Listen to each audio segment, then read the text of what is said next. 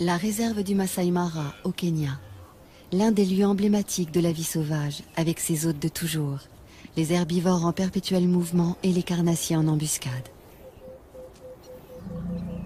Cette image de la savane africaine s'impose comme une évidence. Pourtant, les scènes qui vont suivre nous montreront que l'existence de tous ces animaux ne se résume pas à la simple alternative manger ou éviter d'être mangé.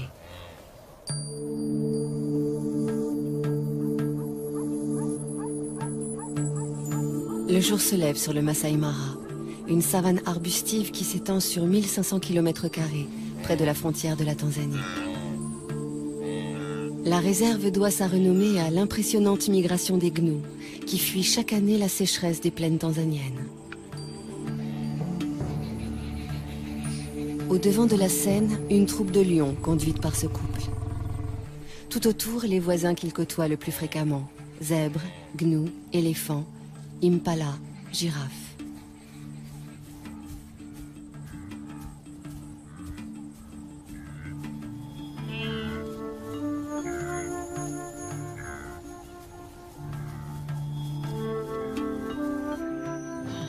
Les amours de ces deux lions constituent à eux seuls une pièce en plusieurs actes.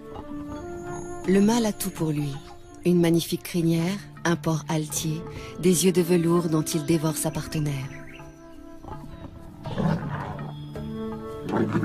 Mais elle se fait prier. C'est son rôle. Et celui du mâle est pour l'instant de la suivre comme son ombre.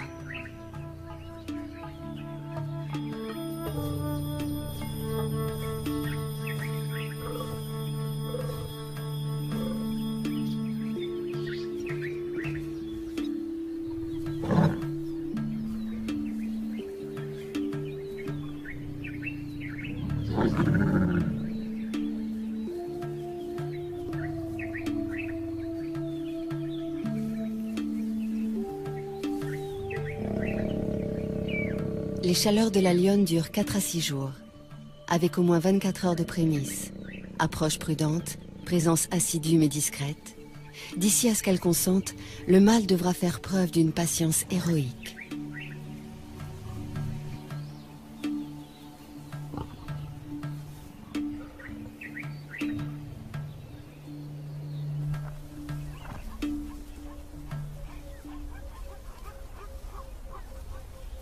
Pourquoi tant d'herbivores dans le Masai Mara? Parce que nous sommes en février, période où cette savane offre une herbe fraîche, riche en protéines. De jeunes pousses surgit 2 à 3 semaines après les pluies. Pour s'en repaître, les gnous sont prêts à parcourir 700 km depuis les plaines du Serengeti au sud.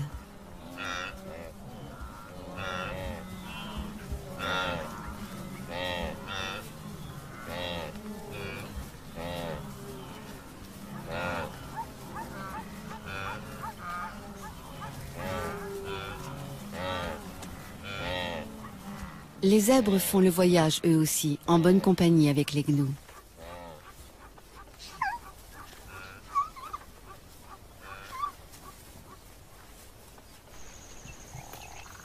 Comme il se doit, les lions prennent leur tribut sur ces troupeaux, ou plutôt les lionnes, puisque ce sont elles qui chassent.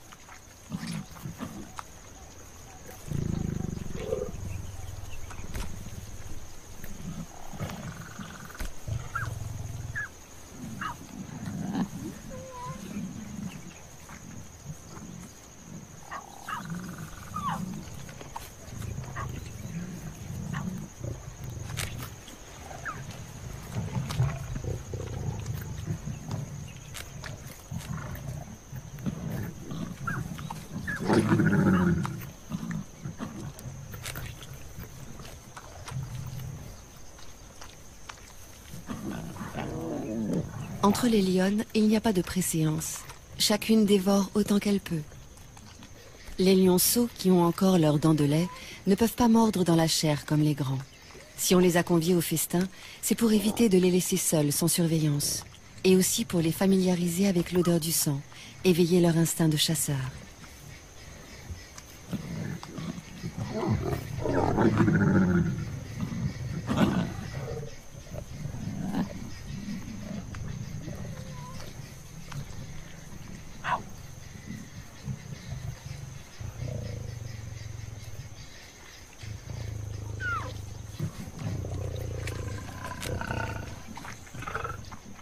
Celle-ci est la plus experte de la troupe. C'est elle qui dirige les opérations lors des chasses collectives. Une fois rassasiée, elle surveille les alentours. Une aussi belle prise pourrait attirer une troupe rivale. Et alors, gare aux petits.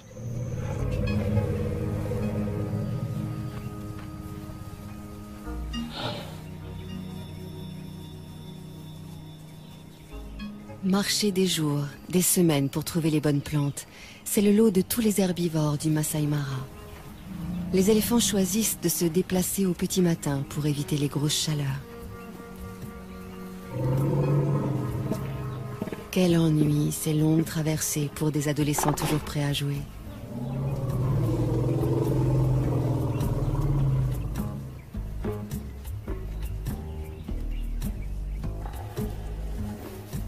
C'est la matriarche, une éléphante âgée et expérimentée qui prend systématiquement la tête du cortège.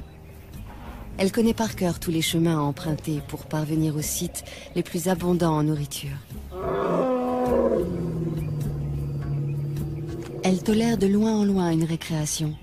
Les jeunes en ont besoin pour s'exercer aux grandes bagarres de l'âge adulte. Mais lorsqu'elle estime qu'il est temps de repartir, personne ne s'attarde. Enfin, presque personne. Cet éléphanteau n'arrivait pas à sortir de sa sieste et il a fallu le secouer un peu.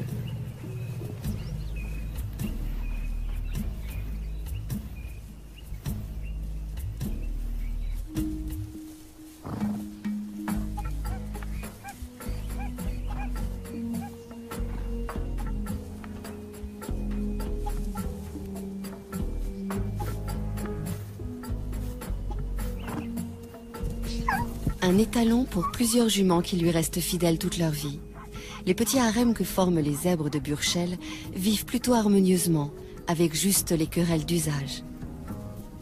Du moins, tant que ces différentes familles peuvent s'isoler les unes des autres. Mais à l'époque des migrations, surtout si elles coïncident avec celle des amours, la promiscuité génère de violentes rivalités entre les adultes.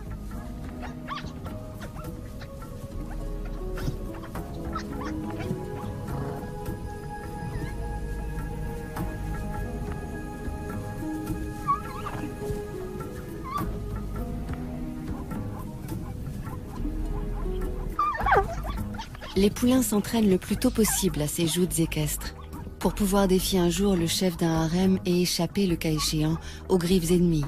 Une ruade bien placée peut tuer une lionne.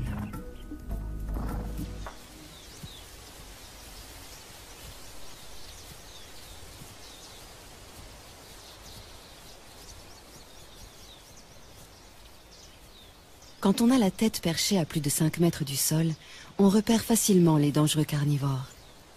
C'est l'un des avantages de cette morphologie insolite.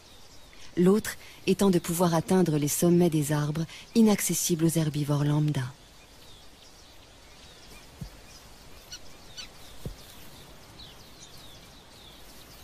Ces deux girafes de l'espèce Maasai sont des mâles, des rivaux essayant par de curieux balancements de s'intimider l'un l'autre. Aucun des deux ne voulant abandonner, il va falloir en venir au coup.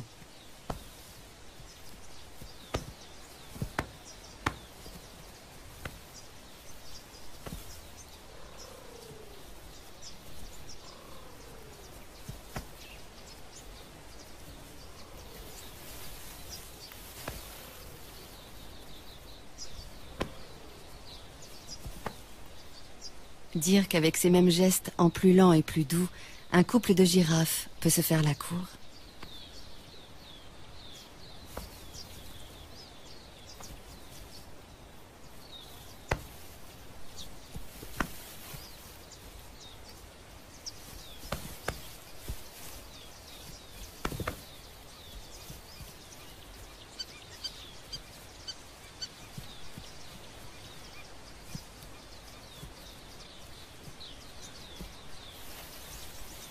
Les girafes Maasai vivent en petites troupes sous la coupe d'un seul mâle.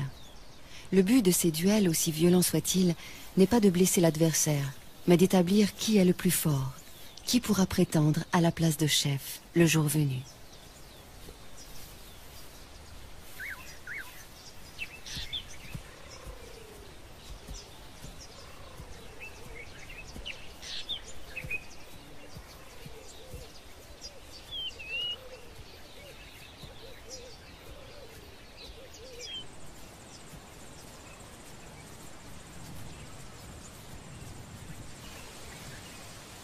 À longueur de journée, les troupes qui comptent parfois jusqu'à 30 ou 40 femelles et jeunes se déplacent pour chercher de la nourriture.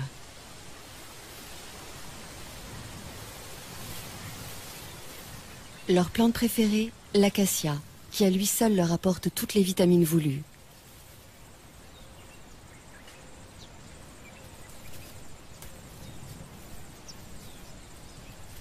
L'acacia est hérissée d'épines, mais peu importe.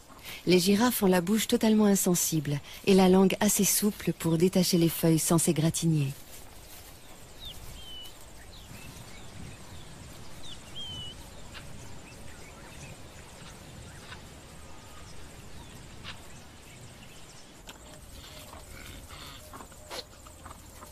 Ces cornes joliment annelées font la fierté des mâles impala.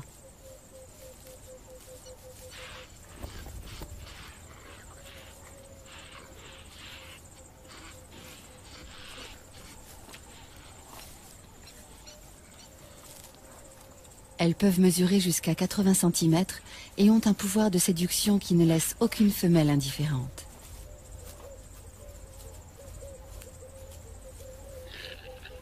Pourquoi? Parce que la taille de cet attribut révèle la valeur de celui qui le porte et que ces dames veulent avoir affaire au meilleur géniteur.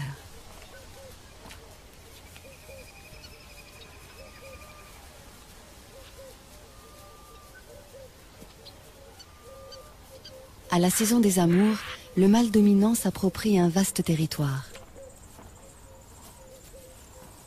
Les femelles qui traversent son fief sont à lui et il repousse quiconque essaie de les approcher.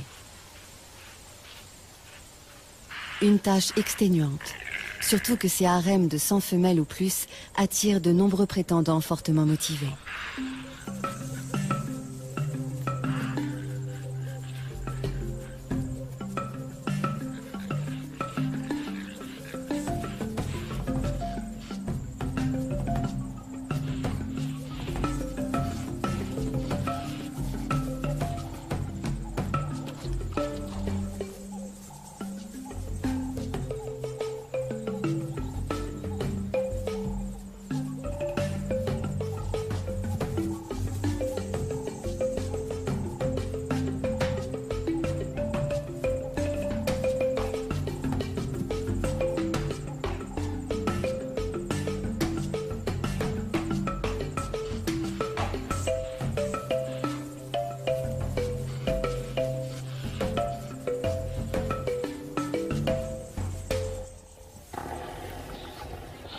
Le soleil est de plus en plus chaud.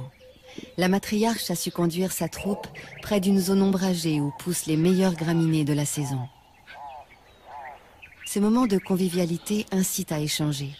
Les éléphants ont une façon très touchante de se saluer ou de se déclarer leur affection mutuelle.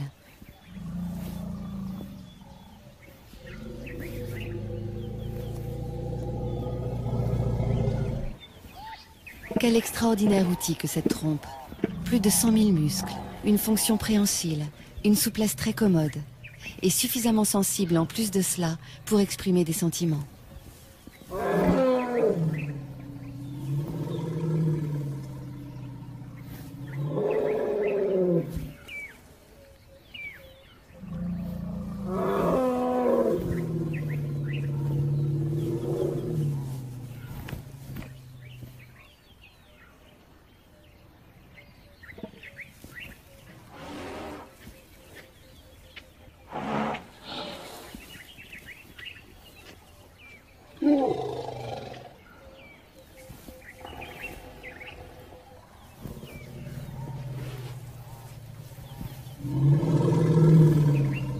Lors de ces pauses, les éléphanteaux restent constamment sous bonne garde.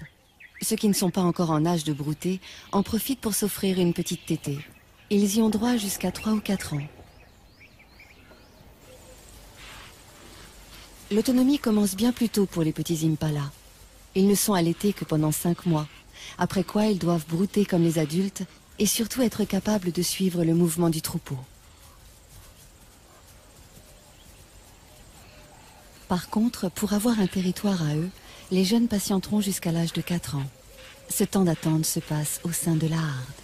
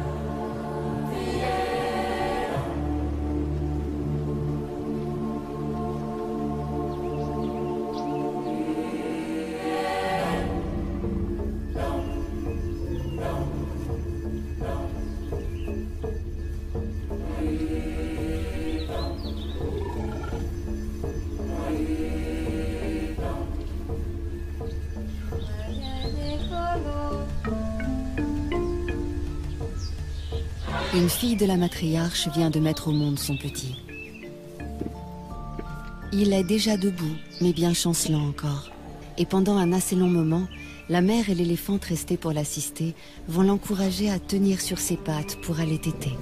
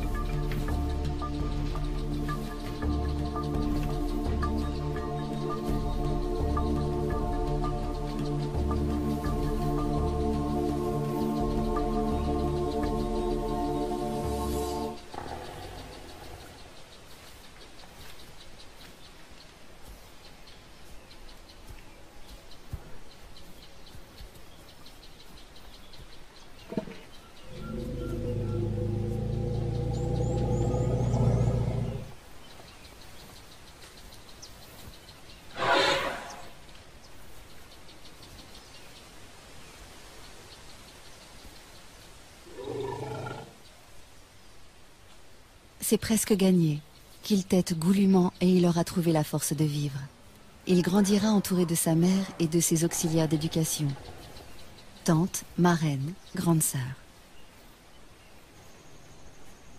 La doyenne de la troupe se charge instinctivement d'entretenir et de transmettre la mémoire collective de la famille. Elle sait où trouver les meilleures étendues d'herbe, aussi bien que les points d'eau. Et à la mi-journée, rien à faire. Il faut boire.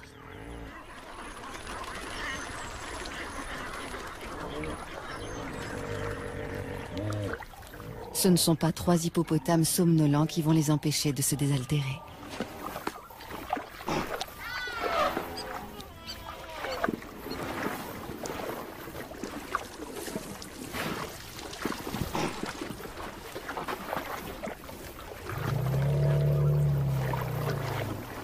« 60 litres d'eau par jour, c'est le minimum pour assouvir sa soif.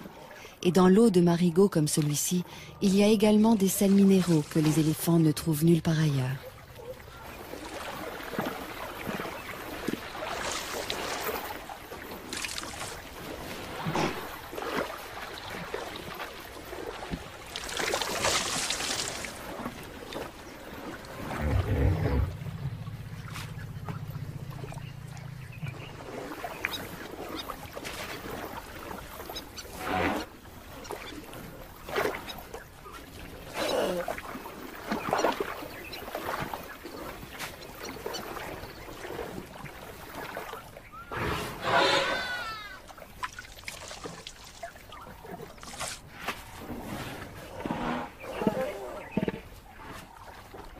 Les mares sont non seulement des abreuvoirs, mais aussi des points fixes où les mâles solitaires peuvent reprendre contact avec la troupe pour éventuellement s'accoupler avec des femelles.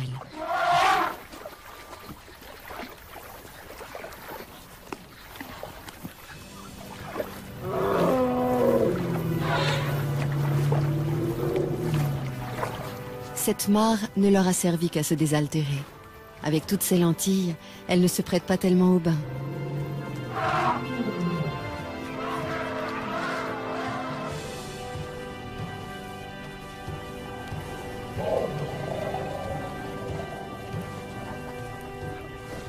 Le bain est indispensable pour éliminer les poux qui s'incrustent dans les replis de la peau.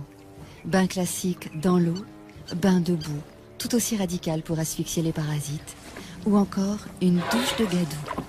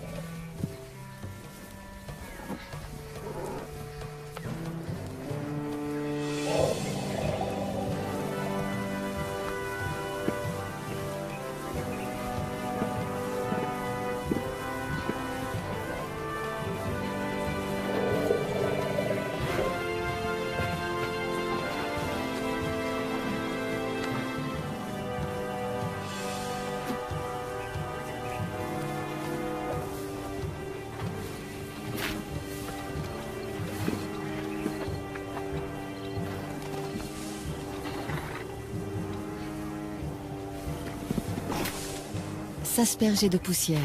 Autre technique pour se débarrasser des bestioles qui vous harcèlent.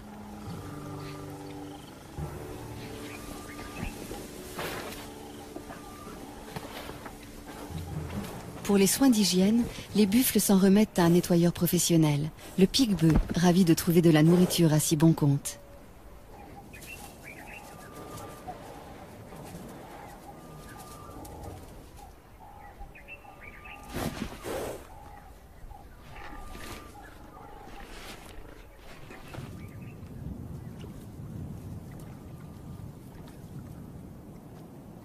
Une sentinelle dans un drôle d'uniforme. Le jabiru du Sénégal, cousin des cigognes.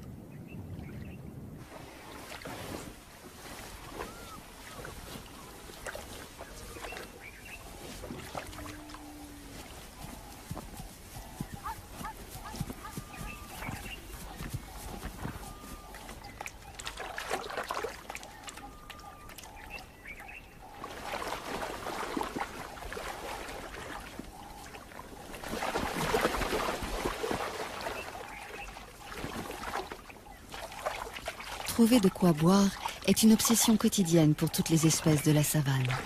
Chez les zèbres, un étalon est plus sûr de séduire des femelles s'il choisit un territoire près d'un point d'eau. Seulement, du fait même qu'il attire tant d'animaux, un point d'eau est à la fois source de vie et menace de mort. Car souvent les prédateurs sont embusqués non loin.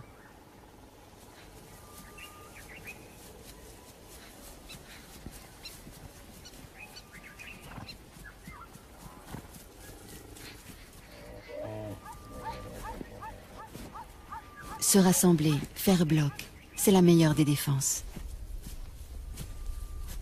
Surtout ne jamais s'isoler du troupeau, les chasseurs n'attendent que cela.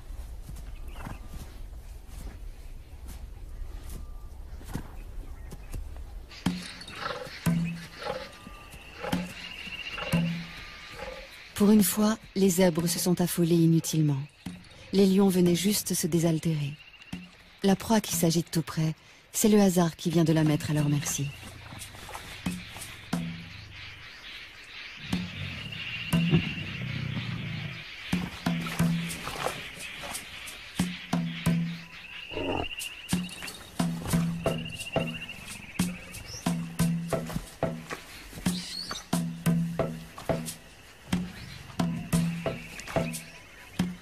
Le jeune mâle aussi a du mal à se dépêtrer de la vase. Mais hélas, moins que le zèbre lourdement handicapé par son poids.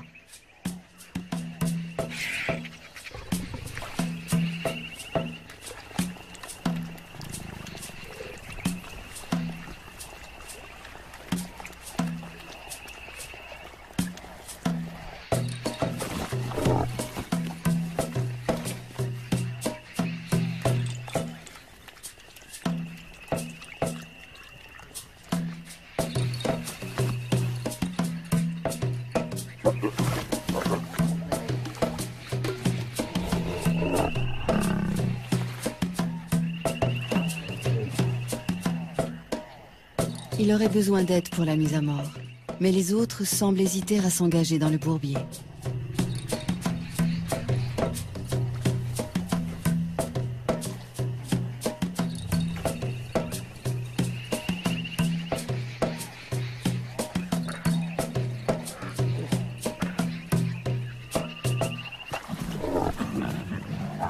Certains préfèrent chahuter pour l'instant.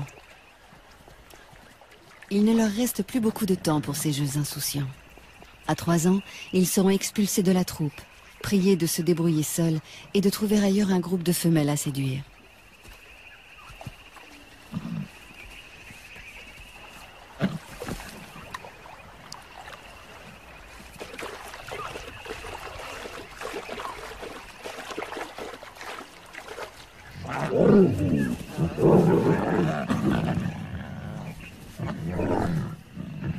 Lorsqu'ils simulent des combats et se chamaillent, ces adolescents préparent leur vie future de mâles dominants et de chasseurs.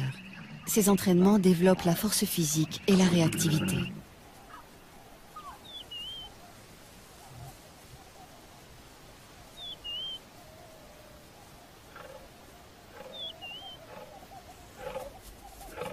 Quand la troupe est occupée ailleurs, une lionne se charge de garder les lionceaux.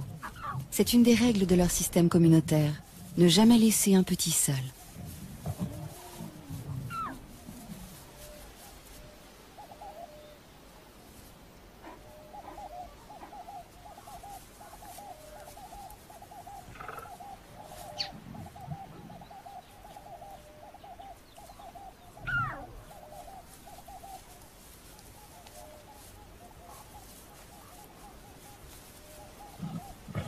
Qu'ils soient les siens ou ceux d'une autre, la lionne les allaite sans aucune discrimination.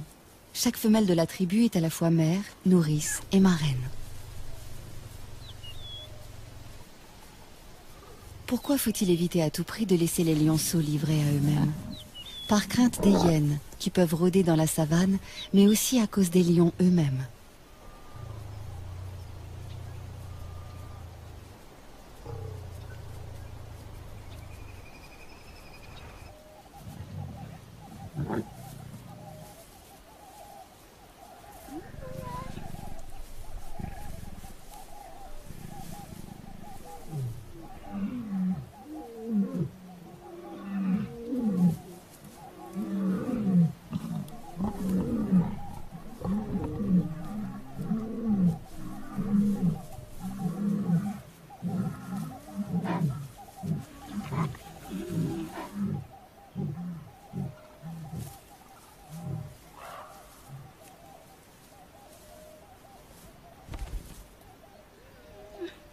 La babysitter est sur ses gardes.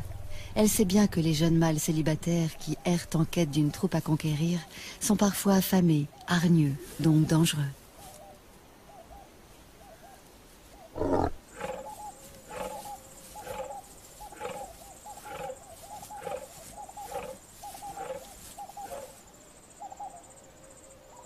Même lorsqu'il a déjà une ou plusieurs partenaires attitrés, les choses ne sont pas faciles pour un mâle.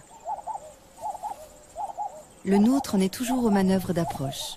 Toutefois, il a bien avancé et peut espérer arriver à ses fins d'un moment à l'autre.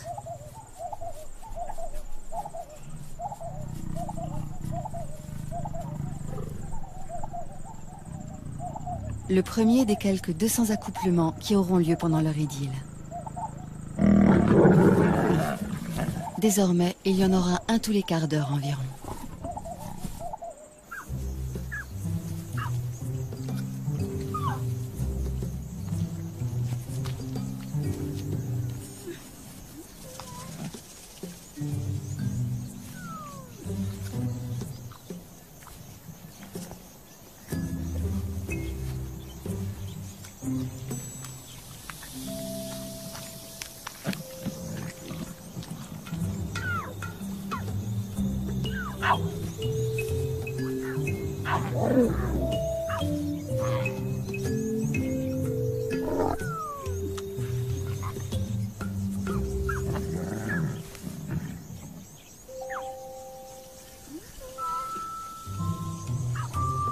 Autour d'une proie, les lionnes n'ont pas la même patience que pendant les longues siestes, les heures où il fait trop chaud pour remuer la moindre oreille.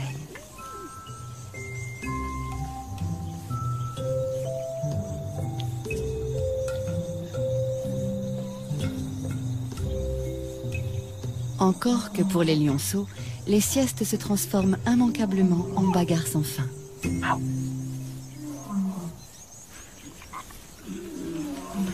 À cet âge déjà, jouer n'est pas seulement s'amuser. Avec les galipettes, les culbutes, les courses-poursuites, les lionceaux apprennent à ajuster leur comportement, à contrôler leurs gestes. C'est ainsi qu'ils établissent leur rapport hiérarchique et leur code.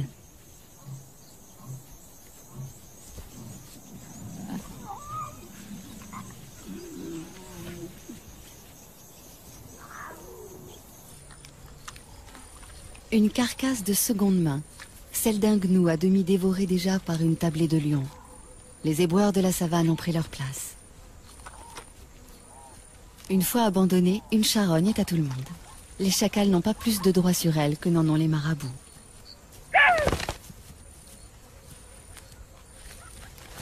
Harcelés par les marabouts, les chacals ont préféré s'en aller, mais non sans emporter un magnifique trophée, la queue du gnou.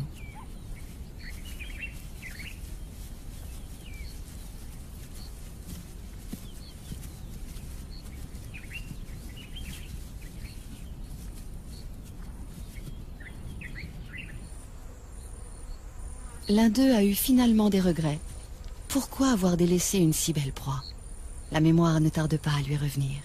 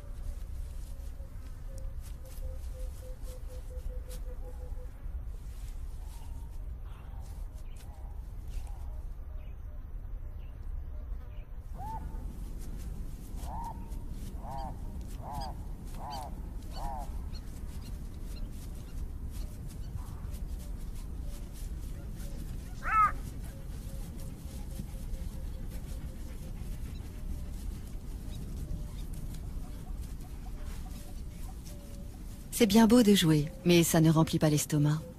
Et si l'on ne trouve pas de charogne, que reste-t-il? La chasse.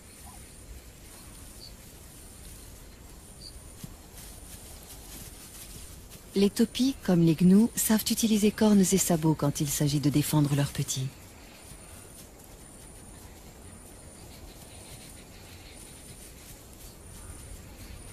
S'attaquer seul à 2 fois plus grand que soi, est-ce bien sérieux?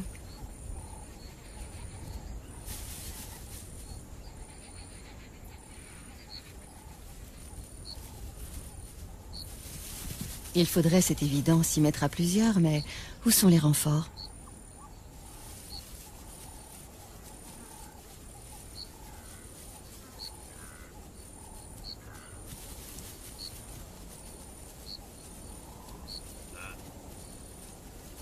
Les voici, mais trop tard. Tous les troupeaux sont en alerte.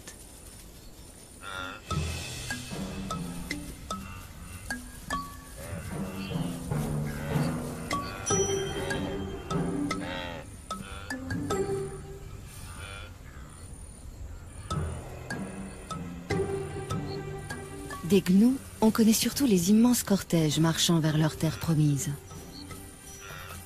Quand un troupeau interrompt sa progression, c'est pour la bonne cause, l'amour. Les mâles, âgés d'au moins 3 ans, cherchent à rassembler autour d'eux le plus possible de femelles. Pour cela, ils font de grandes cavalcades et jouent à se battre, juste pour attirer leur attention.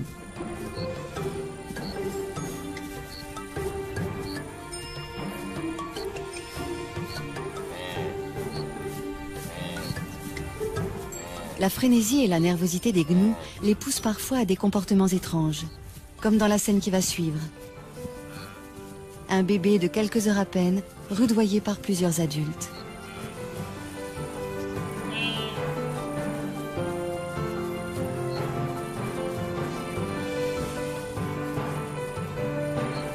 Veulent-ils l'entraîner à courir, pour lui apprendre qu'il faut toujours être prêt à fuir ou à suivre le troupeau sans trébucher? Ce n'est là qu'une hypothèse.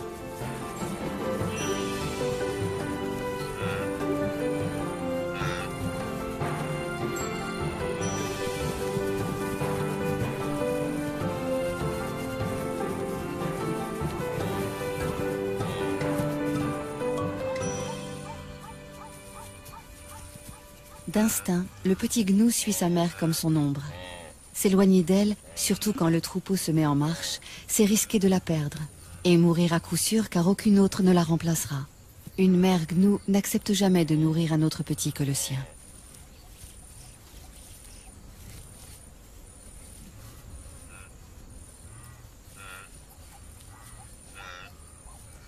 Parce qu'il doit se lancer sans délai dans cette vie itinérante, le bébé gnou est le plus précoce de tous les herbivores.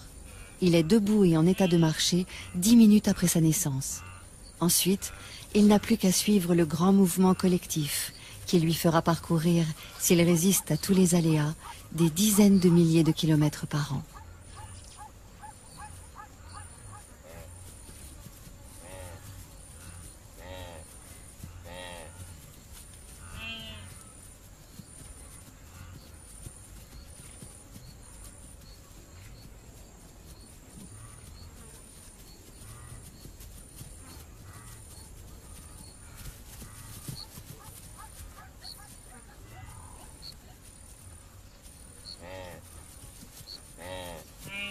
Tous ceux qui parcourent ces plaines herbeuses, que ce soit les gnous en troupeaux denses ou les taupiers et les zèbres beaucoup moins nombreux, tous, excepté les éléphants, ont à craindre évidemment les grands carnivores. Notre tribu vient régulièrement puiser dans ce réservoir de proies, visant toujours les plus vulnérables, les bébés, les vieux, les infirmes.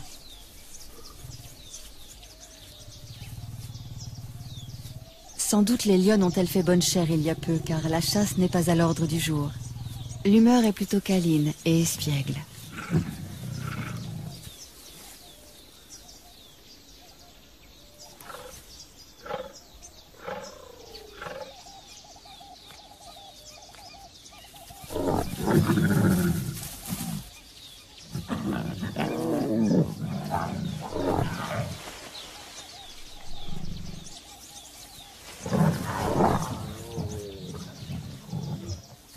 Les jeunes viennent de trouver un jeu très amusant qui nous rappelle quelque chose.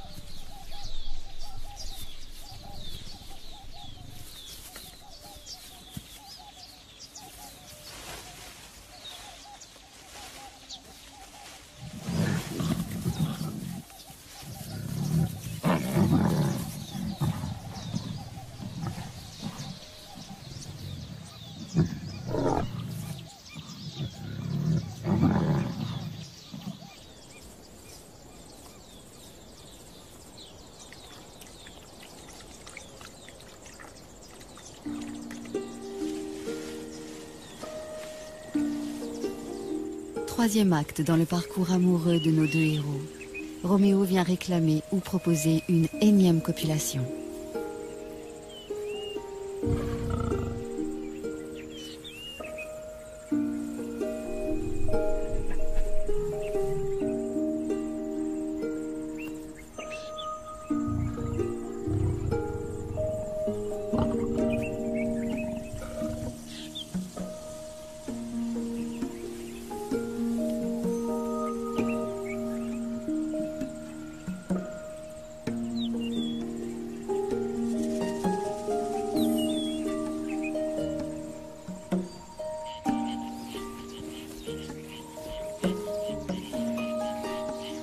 Le jour décline, il fait moins chaud, le moment que beaucoup attendaient pour aller boire.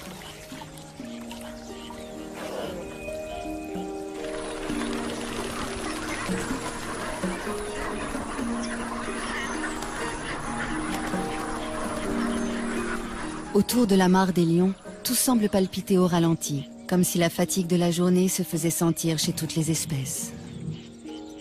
De ce côté, c'est même le repos complet. Certains, on les comprend, ont cédé à l'épuisement.